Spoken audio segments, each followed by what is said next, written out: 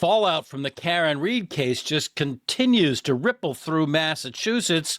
It's now heading right straight to Boston City Hall and the headquarters of the Boston Police Department, potentially besmirching law enforcement in Massachusetts at many levels.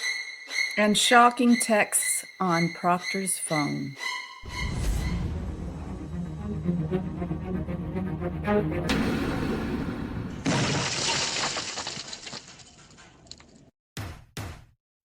You lost. And you know what you did. Yoli, you know what? The Karen Reed trial ended in a verdict in her favor on all three major counts way back months ago on June 18th, 2025. I thought we'd walk away from the case and we'd be all done with it. That ain't happening, is it? No, it's the fallout is falling out very badly. This is about the law. I'm attorney Andrew Myers, and with me is California attorney Yoli Medina. Yoli, how are you today? I'm doing well. How are you? Hanging in there, really, considering the fact that the weather's getting cooler here and we're, I hate to say it, but we're backing into the holidays. But in any event, we're having what's a heat that? wave. We're having a heat wave. Oh, you are really? Yeah. Wow. This late in the season. Apparently, yeah. That's crazy. 90 degrees. Wow. Well, I like summer, but that's a little bit hot, I think. Yeah. For this time. Since our last episode on the Karen Reed case, again, like I said, I thought we'd be all done with this case, but you know what? Some crazy things have happened this week, and Karen Reed's attorney, one of her attorneys, Alan Jackson, has written a scathing letter to Boston attorney Michelle Wu, calling the police commissioner in Boston a liar. And if you think I'm making that up or, using too strong a words, let's take a look at the letter. Here is a letter dated October 27th from Alan Jackson to the Honorable Michelle Wu, Mayor, and also to the Executive Director of the Massachusetts Peace Officer Standards and Training Commissioner. Madam Mayor and Director Zuniga, Boston Police Commissioner Michael Cox has been caught in a lie, and not a small one. On July 10th, 2025, Commissioner Cox publicly denied any connection to the Karen Reed case or to Officer Kelly Dever. He was asked about the allegation that he met with Dever before she was called to testify in the first Reed trial in 2024, and that he told her to do the right thing. In his unequivocal denial, Cox stated, I notice you did use the correct pronunciation according to Ms. Dever. You said Dever, not don't call me Dever. She corrected Alan Jackson on the stand. I have nothing to do with Karen Reed. Matter of fact, I didn't even know this person, Kelly Dever, was associated with the Karen Reed case. He doubled down, quote, I didn't know that she, Dever, was even associated with that case. I was struck, like, what do I have to do with the Karen Reed case? I've never said those words together, so the fact is, it's much to do about nothing. That is the Boston Police Commissioner Michael Cox's quote. Those statements were false, patently false. Commissioner Cox, the head of the Boston Police Department, actually asked, what do I have to do with the Karen Reed case? And the correspondence by Alan Jackson continues. The answer is obvious. One of his officers was dead, murdered, and the victim's body was discovered in the front yard of another Boston police officer. For the commissioner to suggest that he had, quote, nothing to do with that case, unquote, defies logic and leadership. Common sense tells us he had everything to do with it. And continuing, it says, newly obtained evidence proves that Cox knowingly misrepresented his involvement. On February 22nd, 2024, the FBI's Boston field office sent Commissioner Cox an email explicitly referencing Dever and the Reed investigation. The email from Assistant Special Agent in Charge, Stephen Kelleher, to Cox stated, Quote, just a reminder, the documents were released to the DA's office late last night. The officer we spoke about is Kelly Dever. So there's a quote in communication from the FBI to Commissioner Cox, specifically referencing, Kelly Dever and the Karen Reed case. And so, is this just a case of see no evil, hear no evil, do no evil? We'll just go on. The very next senility? day. Is it senility? I don't know. He's not that old of a guy. The very next day, February 23rd, 2024 at 11 a.m., Cox's official calendar lists a meeting with Officer Kelly Dever, exactly as Dever would later testify, and Cox would deny. The timeline is indisputable. Cox's televised claim that he had nothing to do with Karen Reed and didn't even know this person, Kelly Dever, was associated with the Karen Reed case was a bald-faced lie. One now disproven by documentary evidence originating from the Federal Bureau of Investigation itself. As the head of a law enforcement agency, Commissioner Cox is an officer pursuant to Mass General Laws, Chapter 6E, Section 1. So some people have disputed this. I've actually heard some people arguing and asking, could he even be put on the Brady list? Well, there it is. Mass General Laws, Chapter 6E, Section 1 says he is an officer by definition. So that's not even a question.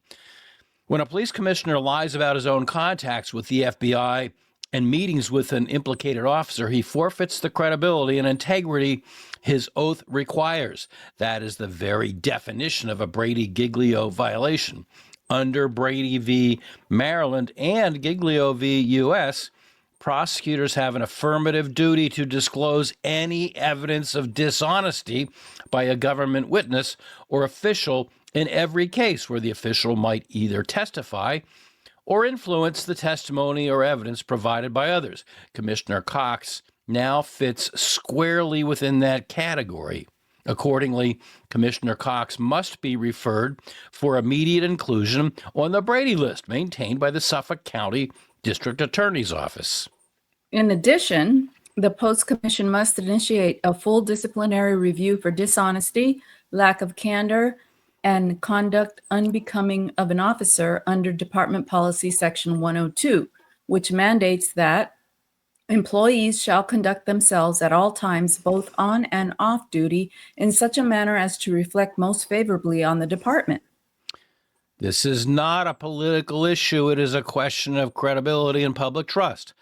When Boston's top law enforcement officer lies about his own knowledge of a case under federal scrutiny, the stain spreads across the entire system. Accountability cannot stop at the commissioner's door. The people of Massachusetts deserve law enforcement leaders who tell the truth, not those who hide behind it. In light of the documented evidence now in the public record, there is only one responsible course. Add Commissioner Cox to the Brady list and open an immediate post-inquiry.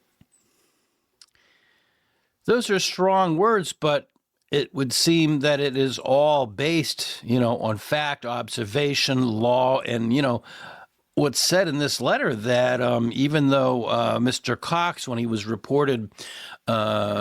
was approached by television reporters this past summer, he said, I don't know anything about this. I didn't even know she had anything to do with the case.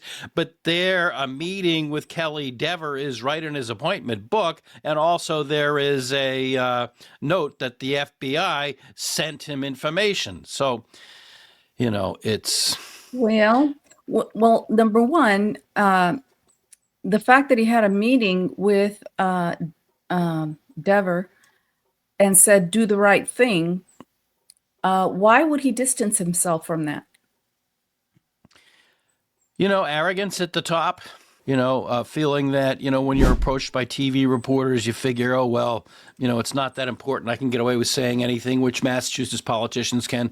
And I don't want to get into the politics. I've many, many, many times people have said, you must be a supporter of X. And it's like, no, I don't want to touch politics. I really don't want to touch politics. But, this shows arrogance at the highest level It is endemic in Massachusetts. Massachusetts has a long history of corruption, from, electing Mayor Curley from a jail cell, from 2 state senators serving jail time back in the 1970s for taking kickbacks in the construction of university campus.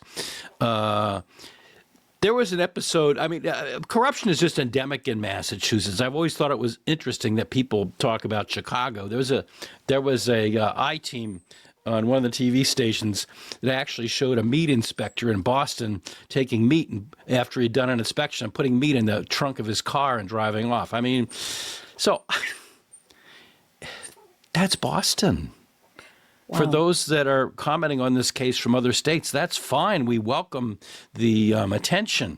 But corruption is endemic, systemic, ingrained. It's in the fiber of Boston and Massachusetts. But it just, I will not make any bets because, as you know, I don't do very bets. But I'm going to guess that the people at very high levels are going to say, let this blow over, let the next news cycle come and go, and we'll just ignore it. That's my guess. I don't know. What do you think?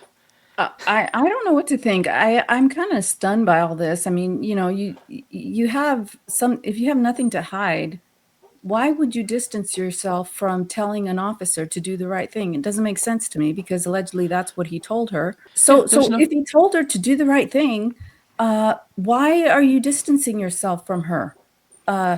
Is it that you're senile and you don't remember? If in that case, if you can't remember things, you have a bad memory, maybe you shouldn't be the commissioner. Or if, I just, the logic doesn't equate in my mind.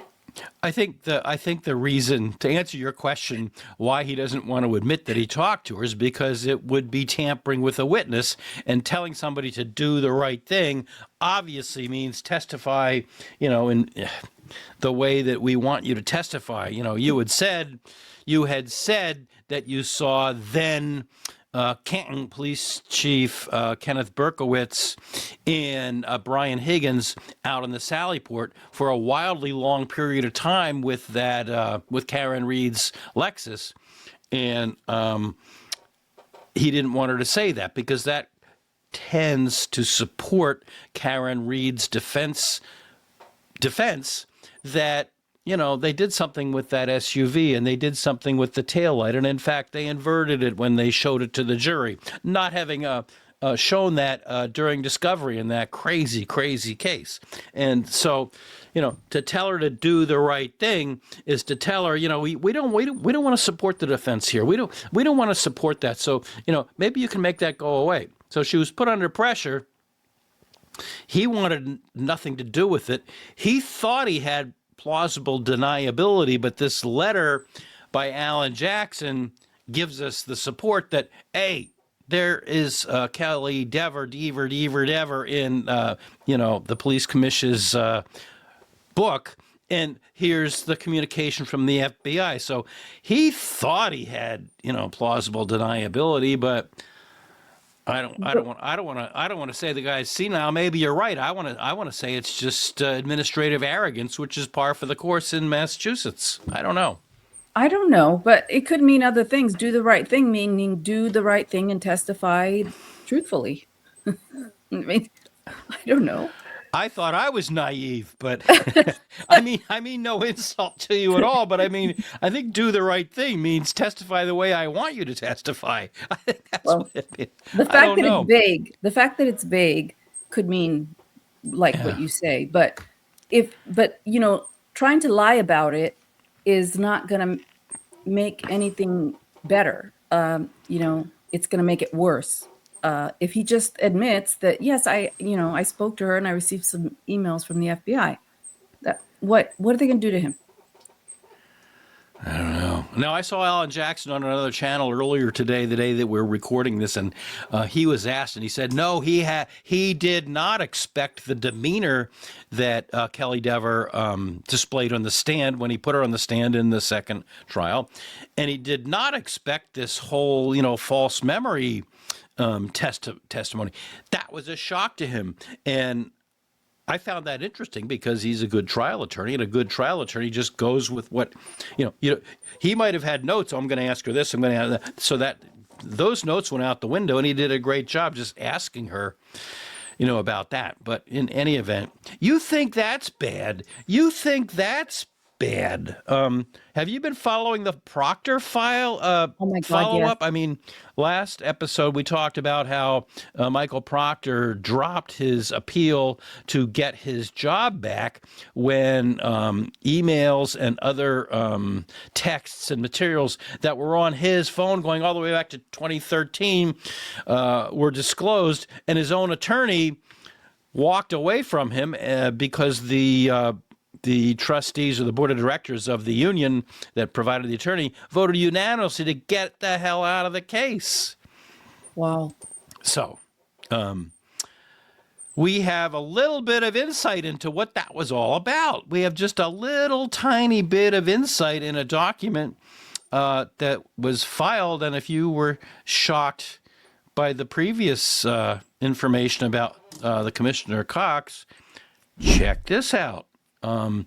This is a document, just so people don't think we're making this stuff up, and I do not, read this stuff word for word.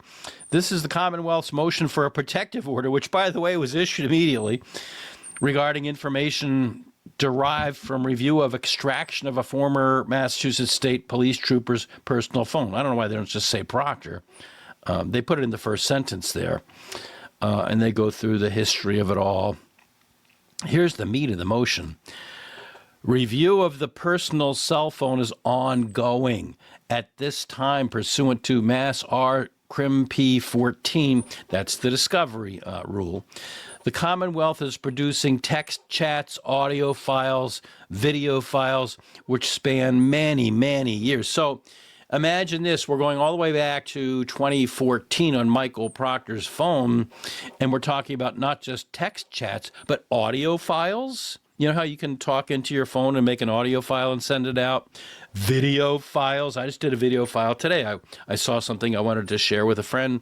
I took a video file. So we're talking about texts, audios, videos, which span, it says here, many years, but apparently it goes back to 2014. One text chat contains highly sensitive information, including images of intimate body parts of people not participating in the chat.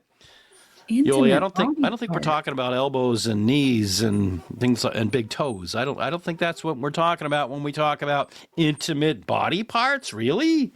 So, is he sharing intimate body parts of, like who? It says here of people not participating in the chat. Remember he said when he was looking through Karen Reed's phone, no nudes yet. God knows what he found in other investigations going back 12 years. God knows what he found. Who knows? Is creepy. That's creepy. That is just beyond creepy. That's creepier than creepy. That's just, whoa. So we're talking about highly sensitive information, including intimate body parts, screenshots of Facebook posts by non-participants. I don't know what that is. I mean, Facebook screens out, really seedy stuff. So, but, people put personal stuff on there. Images of non-participants, full phone numbers and or personal email addresses of the text chain participants, and the names of assault victims. We can't talk about the type because of the rules on YouTube. The materials. This is worse than what was allegedly found on Koberger's phone, which were a bunch of selfies. Yeah. This is way worse. Oh, yeah. I mean, this is awful. And it goes beyond what, remember we were originally told in a previous court filing that what they had found on that, on his phones, had racist and homophobic comments about people, including fellow troopers. Right. I mean, if you're a trooper and you're part of a force, maybe I'm naive to say, it's supposed to be a team effort. You go to a crime scene or you're talking about, an ongoing issue like assault victims, You're supposed to work as a team. At least that's what I was always told. I'm not in law enforcement, but in other professions, we're part of a team. So he's calling him homophobic and racist name. He must have been a really popular guy. And this involves other people. I mean, this is not like some research assignment that he's looking for body parts or intimate body parts for some, like researching something for a particular serial unaliver that mutilates body parts. I mean, it's just bizarre. So the only other thing I found interesting in this motion, the materials will be provided in an electronic format with text changes, including embedded audio files. God, what could be in those audio files? And do you think we'll ever hear them? Where the text chains include the names of various victims. The Commonwealth requests that it be allowed to omit the electronic version of the messages that include a victim's name from the electronic production so as to redact the names and provide a piece. So there's a couple of issues in here. Of course, I agree 100%, and the statute, requires that the names, photographs, personal identification information of victims of that type of assault certainly are private and should never be public. So, but I want to see the rest of it. I mean, remember that Michael Proctor was a public employee. He was on the state payroll. Taxpayers. I know there's a lot of people watching this case from all over the country, and I'm glad. But I'm in Massachusetts, and taxpayers were paying for Mr. Proctor's time, and we have a right. Everybody in the Commonwealth has a right to see that. I want to see it. I don't want any more of this secrecy. I don't want any more of this sealing and secrecy and non-disclosure. And I have to go before judges in Massachusetts. But I will say that I hope that all the judges will make all this stuff public, because as taxpayers, we have a right to see it. I'm sorry. Yeah, I mean, they need to do better with hiring troopers Yeah. and police officers. They need to do better. And Mr. Proctor's an adult, middle-aged adult. I remember when cell phones first came out. Okay, I'm old.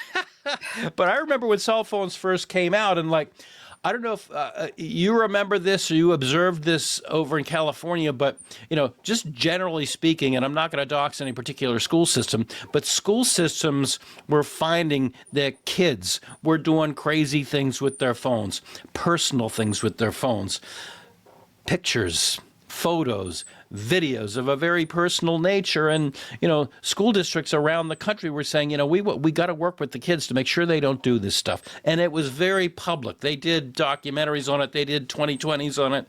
They did, all kinds of. And the bottom line was, A, you don't do that stuff on your phone, but B, anything you do on your phone, you wouldn't want to do on Main Street in your town, because, it's up there, it's on your phone, it's somewhere, other people can get it. You think you're on Snapchat and nobody's ever going to see it. Well, you should have watched the Murdoch trial, because it was a Snapchat that really did in Mr. Murdoch.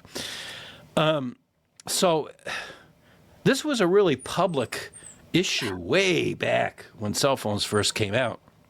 I remember. Proctor should have been smart enough to pay attention to that and think, you know what? I mean, as tempting as it is for me to look for nudes, I can't even believe I'm talking about this. It's just for a state police trooper not to have the intelligence to know. But in a way, I'm glad he did it, because he got caught and he's bounced off the force. But how many other Massachusetts state police troopers of a supervisory nature knew about this and said nothing? Yeah. And, when you think about it, I've always thought from the very first time that he testified about looking for nudes on Karen Reed's phone, I thought to myself, what else has he done? What else? You were right. What else? And you know what? Every time I see this and I say, what else have they done? And then it comes, the rest. And, he obviously, to me, he seems... This is an example of what arrogance is. Like, he's so arrogant that he thinks that he can do whatever he wants and look at whatever he wants and tell everybody whatever he wants without any repercussions. And he's still not that intelligent to believe that that the other stuff that he did, which is included in that document, that was from the Miles case, right? Yes, That Miles document, King yeah. case. Yes, yes, it Yeah. was. So he still thinks that he can reapply for his job, and none of this is going to come out. He thinks that he's Well, yeah. Remember his attorney Daniel Moynihan was under the impression, because he said in open court to the judge, Judge Krupp, I believe it was. He said in open court, "Well, Mr. Proctor got a new phone back in 2024, and he had a setting that deleted everything every 30 days." So I think, in good faith, Donahue probably said that, thinking it was true, but it wasn't true. And he's a trooper. He should know that those things can be recovered, even if they are deleted every 30 days. Yeah, because his job is to look at people's phones. He was Oh, looking at Karen Reed's phone, and yes. that's part of his job, is to look at people's phones. But again, like you said, it's arrogance. And I Yeah. do recall the first time you said that, a long time ago. I don't remember when, but I remember the first time you said that, geez, look what he did here. It makes me wonder, what else has the guy done? And I'm like, And I didn't say anything at the time, but I'm like, A year later, here we are. You were right to question it. So Yes. if I didn't say anything, I apologize. But I mean, it's It's just the nuts. trust. And it's the trust. Once somebody breaks that trust, you think, what else have they done that we don't know about? And usually there's more. I'm not saying that somebody can't just make a mistake. Okay, he made a mistake. But this was intentional. I mean, he was looking for nudes on Karen Reed's phone. And this other commissioner guy, he just seems out of it. I don't know what benefit he would get from. He's a police commissioner, right? I mean, I don't know what benefit he would get by saying he doesn't know anything about the Karen Reed case, or he didn't know that she was involved with the Karen Reed case. Well, maybe you should have known. He did And know. you did know. It's pretty obvious. Yeah. Quoting Alan Jackson, that he was lying. He Yeah, knew so better. why There's proof in his day book, or his schedule, or whatever you want to call it, and in the fact that the FBI contacted. It was a bald-faced untruth. But you mention him, and here is what the local media is saying about him. This is the Boston Herald. Karen Reed attorney Alan Jackson says BPD commish. That's what they like to call him in the press. Michael Cox caught in a lie. Jackson, in a letter to Mayor Wu, calls for investigation into Boston police boss. Boston Police Commissioner Michael Cox is the subject of a scathing letter from Karen Reed's attorney. The Karen Reed fallout continues as its ripple effects are spreading beyond Canton into Boston City Hall. So this just summarizes the letter, that we already read. So we're not going to read this, but it points out that Dever had said she recanted her testimony as a false memory after being shown a timeline of events, which there she is, Kelly Dever. Pouting. What's that? She's pouting. Is she pouting, or is she about ready to break into a cry? I thought she was about ready to cry. I remember the day she testified, and I just thought she was going to cry. But anyhow, there's Alan Jackson. So the media is all over this. At first, the media wasn't really overly heavy on this case, but as time went on, they kind of caught on. And they were covering it more and more. And some of the things that are happening now, they cover it a day or two later. The thing about Proctor pulling out of his appeal, that kind of made it. But then the later allegations about things that were on his phone, they came out pretty quickly, but they didn't hit the radio and TV stations in Greater Boston until a few days later. They did hit, but it was funny. It didn't hit till a couple of days later, but Wow. I don't know. Things are falling apart. And who knows? I would think there's more. But it's going to affect that filing, as you correctly pointed out, talking about the stuff that was in Proctor's phone. That was filed in the Miles King case. But, the Walsh case is coming up for trial. It's now scheduled for the 13th or the 18th of November. And there are other cases that are pending. There's, 4 cases that we know about. But what about a lot of other cases that, Michael Proctor investigated, going all the way back to 2013. I mean, and if he demonstrated a clear bias against people because of comments that were homophobic and racist, that certainly shows bias, and those defendants have every right to know about that. They really do. In my And why he was kept on the force after knowledge of his text messages, or actually receiving text messages from Proctor, being in a higher position than Proctor and receiving messages like that and not doing anything about it. Boy, that looks bad. And Buchanan was reprimanded by losing 5 vacation days. Give me a break. The state police get so many vacation days and sick days and comp days and personal days and all the rest that taking away 5 vacation days is like, bad boy, don't do it again. So it's just... In any event, we don't have any viewer comments this time because I didn't think the comments we got from the last episode really fit this episode, so we're going to skip that. My closing thoughts, I'll give you 10 seconds to think of yours. My closing thoughts is, how deep does it go? What is in those text messages, videos, and audio files, and all the rest that go all the way back to 2013? That's A, what really is in it, and B, are the officials, who are quite arrogant, are the officials in Massachusetts going to let us take a look at them? Will we find out, or are they going to hide it? I mean, I don't know. Well, my closing thoughts are, maybe I am naive, I don't know, but you guys can tell me, the viewers. But I would think that, why lie about something like that? The commissioner, why does he lie about something like that? I mean, what would happen to him if he just said, yes, yes, I met with her. Okay. Yes. He can either dispute or agree that, yeah, I told her to do the right thing. Period. Yeah, tell us down below what you think. Why would he state a mistruth? That's number one. That's your question to our fine viewers. My question to the fine viewers is anything going to happen? My prediction is no. It's just par for the course in Massachusetts.